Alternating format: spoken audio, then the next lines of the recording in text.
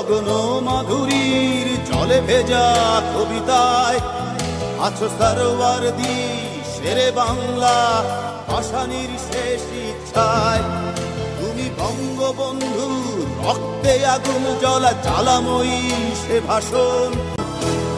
আমার সোনার বাংলা আমি তোমায় ভালোবাসি, জন্ম দিয়েছ তুমি মাগো তাই তোমায় ভালোবাসি।